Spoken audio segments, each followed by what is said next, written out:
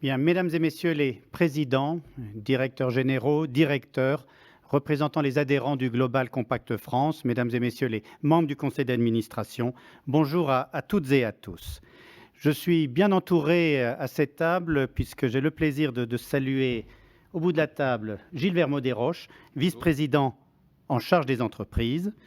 À nos côtés, Fabienne Graal, Bonjour. trésorière. À l'autre bout de la table, Michel Gambassi, référent éthique. Bonjour. Et à mes côtés, notre délégué général, Fela Himalayen. Bonjour. Avec nous également, mais cette fois en connexion à distance, notre secrétaire générale adjointe, Laurence Capossel, qui est à Grenoble. Bonjour. Et Bruno Duval, vice-président en charge des PME, qui nous vient de l'Ariège. Bonjour. Voilà, bonjour Laurence, bonjour Bruno, nous vous entendons bien. Eh bien, mesdames, messieurs, chers adhérents du Global Compact France, au nom du conseil d'administration, je vous souhaite à toutes et à tous une chaleureuse bienvenue à cette 15e session de l'Assemblée générale que j'ai l'honneur et le plaisir de présider. Vous le savez, c'est une première pour moi et je voudrais saluer mon prédécesseur, Jean-Pascal Tricoire, président directeur général de Schneider Electric, qui a exercé ce rôle pendant les 6 années de son mandat.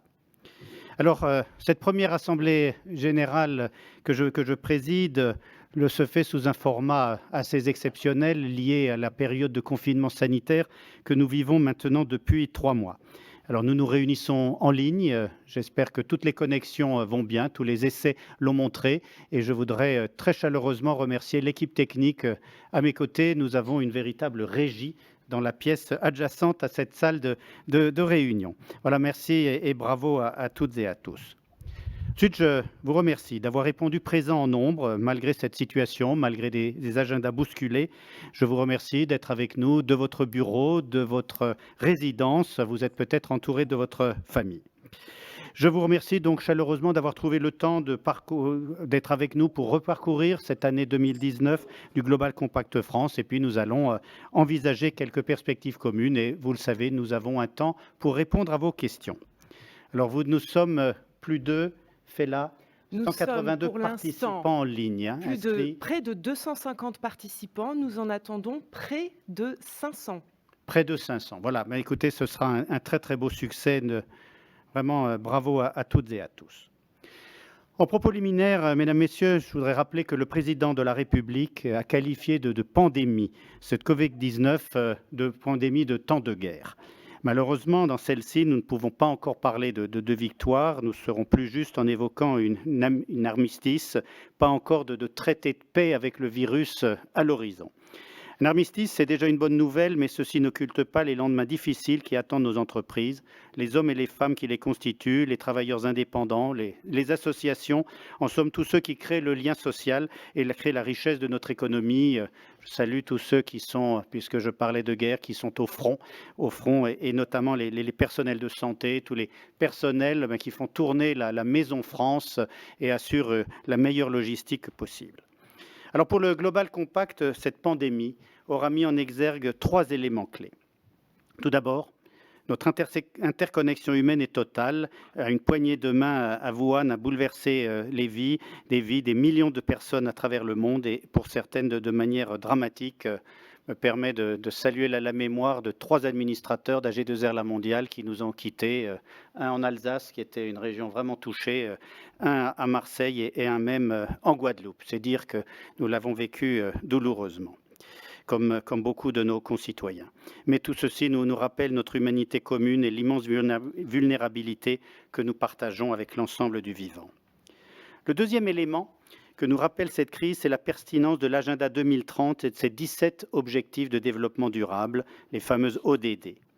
En effet, les questions sanitaires, et je rappelle que l'ODD 3 concerne la santé, la bonne santé, sont liées aux questions économiques.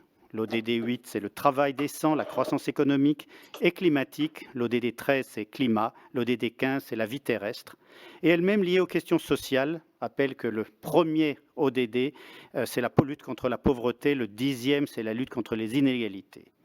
On ne peut répondre à l'un de ces enjeux sans prendre en compte tous les autres, sauf au risque de voir notre économie s'arrêter et notre planète en pâtir douloureusement. Enfin, à l'instar de l'ODD 17 qui encourage les partenariats publics-privés, la coopération entre les États avec les organismes de recherche scientifique, cette crise invite les entreprises, et notamment au travers de leur engagement et de leur ancrage territorial, à mieux coopérer entre elles et avec toutes leurs parties prenantes.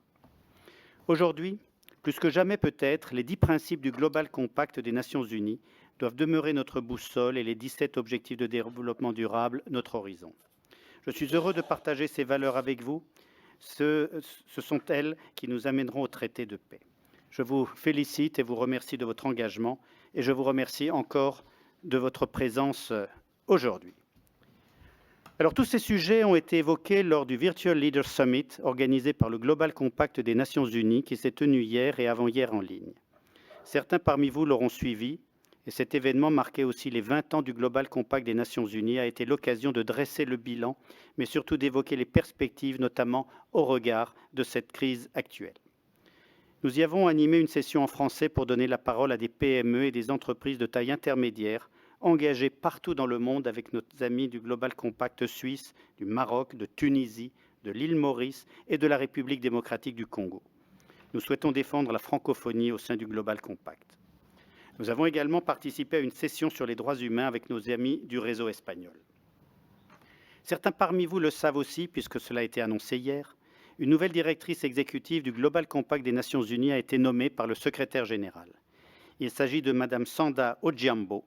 Elle a été longtemps active dans les réseaux onusiens, notamment au PNUD, également en charge de la RSE au sein de Safaricom, une grande entreprise de télécommunications basée au Kenya, dont elle est originaire.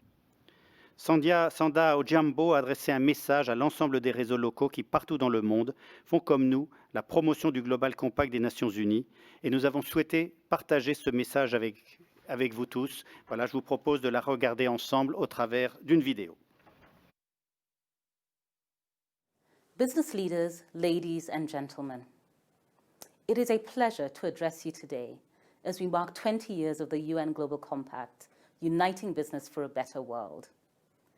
It is my honor to be stepping in as the Executive Director of the UN Global Compact, and I look forward to working with you all to build on the many successes of the initiative as we look out to the future. Over the past decade, I have been proud to work closely with the UN Global Compact towards the vision of mobilizing a global movement of sustainable companies and stakeholders to create the world that we want. I did this first in my home country through Global Compact Network Kenya, and later through increasing engagement with the UN Global Compact headquarters in New York. Today, we're at a very defining moment for business. By leveraging the private sector's market-driven solutions and resources, companies participating in the UN Global Compact have continued to provide innovation, technology, scale, and impact that are accelerating progress towards the 2030 Agenda and its 17 Sustainable Development Goals. And while the COVID-19 pandemic has created an unprecedented global crisis, let us not forget that climate change and growing inequalities continue to shake the very foundations of business and humanity as a whole. And this is where the 10 principles of the UN Global Compact continue to provide a strong pathway forward for business. Now, more than ever, business can and should play a central role in societal transformation. The business of business can no longer be business. There are significant challenges that define our worlds today, from declining trust and growing inequalities, to fragile trade networks and broken supply chains, to weakening international cooperation and weakened social cohesion. Each of these challenges presents an immense opportunity for business to reinvent. Therein also lies the opportunity for stronger partnerships, more and less or, UN and business, government and business, principles and profit. As the UN Global Compact enters its next phase, it will be essential to continue strengthening the Global Compact network, local networks as key pillars of the initiative, and continuing to build mutually reinforcing partnerships with government, the UN, and other key stakeholders. Local networks are an integral building block and cornerstone of our work. You help companies understand what responsible business means within different national, cultural, and language contexts by facilitating outreach, learning, policy dialogue, collective action, and partnerships. Local networks bring all of the unique aspects of the global initiative to the regional and national context. Your networks are multi-stakeholder, inclusive, action-oriented, and strong platforms for networking with sustainability leaders and influencers.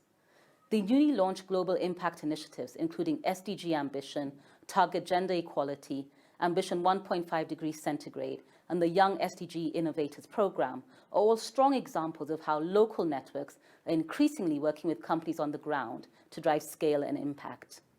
So as we embark on the decade of action to deliver on the SDGs, working together at the country level will be critical to demonstrate meaningful results and impact. To ensure that we recover better from COVID-19, local networks will undoubtedly play a key role in shaping relevant and aligned messages and actions to help businesses reset for a better future. From its inception, the UN Global Compact has advanced the vision that when businesses unite, they can be a powerful force for good. And in this unprecedented time of global uncertainty and crisis, that vision has never been more important. I look forward to working with you all to maintain the vision that Secretary General Kofi Annan set out for business 20 years ago, and to drive forward very concerted actions to achieve the vision of Secretary General Guterres in this decade of action. Let us remember that at the end of the day, we are all united in the business of a better world. Thank you. Voilà, c'était une très très belle allocution avec des mots très très forts. Parlait de la décennie de l'action. Je crois que c'est vraiment dans ce quoi nous nous engageons tous. Et bien sûr, j'ai félicité Sanda Ojiambo en notre nom à tous dès l'annonce de sa nomination. Alors avant d'ouvrir notre session, je voudrais encore rappeler les axes stratégiques qui structurent le travail du Global Compact.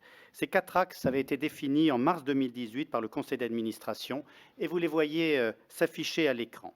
Il s'agit premièrement de promouvoir l'intégration des objectifs de développement durable dans les stratégies d'entreprise par des partenariats. Deuxièmement, d'accompagner l'appropriation de ces ODD par les entreprises dans leur diversité, notamment les PME et les TPE. Troisièmement, de renforcer la crédibilité de la signature en s'assurant de l'application des 10 principes pour atteindre les 5000 signataires en 2030. C'est vraiment une décennie de l'action qui est devant nous, un bel objectif. Et enfin, quatrièmement, il s'agit d'animer une plateforme d'information et d'échange sur la pratique de la responsabilité sociale en entreprise. Donc ces 4 axes structurent le rapport annuel 2019 qui vous a été adressé par courriel et sous-tendent évidemment toutes nos actions. Et voilà, mesdames, messieurs, sans plus tarder, je déclare ouverte la 15e Assemblée générale statutaire de notre association. En guise de scrutateurs, et c'est l'avantage du progrès, ce seront des ordinateurs qui nous donneront le résultat des votes. Bien humaine à côté de moi, pas une machine, je sollicite Fabienne Graal, trésorière de l'association, directrice RSE de Saint-Gobain, comme secrétaire de séance. Avec plaisir. Merci beaucoup, Fabienne. Alors, nous sommes maintenant, nous avons dépassé les 280 en ligne. Voilà, c'est toujours croissant. Nous donnerons un peu plus tard plus d'éléments réglementaires pour notre quorum, pour les représentations statutaires, pour les droits de vote.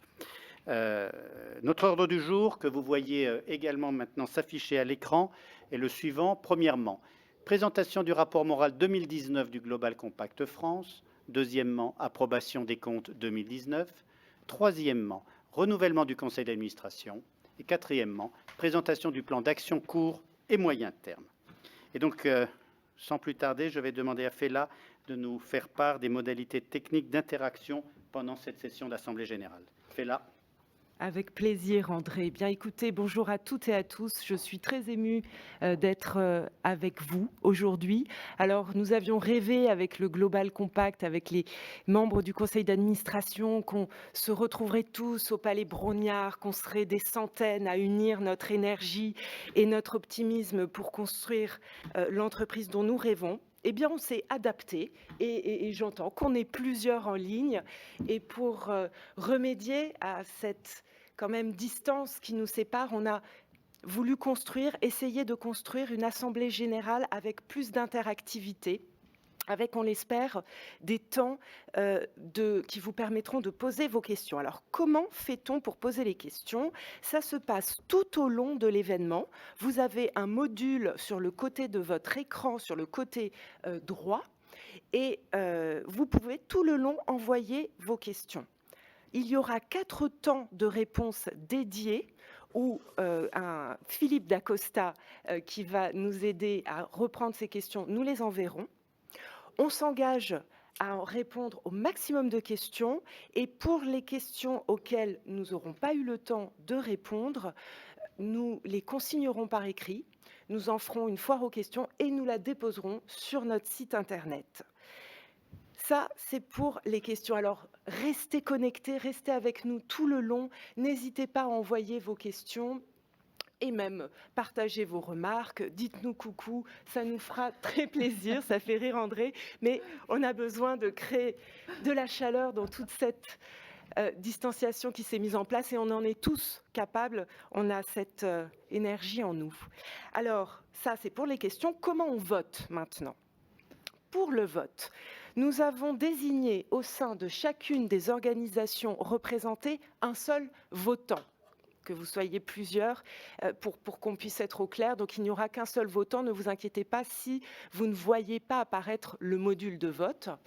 Nous aurons 3 sessions de vote au cours de l'événement, après les 3 premières résolutions. Donc je vous le disais, grâce à un module dédié. Alors, petite partie statutaire, évidemment, ne peuvent exercer leur droit de vote que les organisations à jour de leur cotisation, ce qui fait que si vous ne voyez pas apparaître de module de vote, que vous n'êtes ni un invité, que nous profitons pour les saluer, ni une organisation qui est en ordre de marche, c'est que vous n'avez pas réglé votre cotisation. Je vous invite très très vite à vous mettre en lien avec nous et à régler ça très vite et en tous les cas à en échanger. On trouvera toujours des solutions, c'est important pour nous. Donc, je vous le rappelle, des questions tout au long de l'événement. Un droit de vote à 3 temps qui sera rappelé par une petite musique. Donc, restez attentifs, restez connectés et on vous souhaite une très très bonne assemblée générale. Merci beaucoup, Fela, sur ces explications bien utiles et je suis ravi de découvrir la notion de coucou confiné. Je crois que l'histoire retiendra beaucoup de choses de cette période.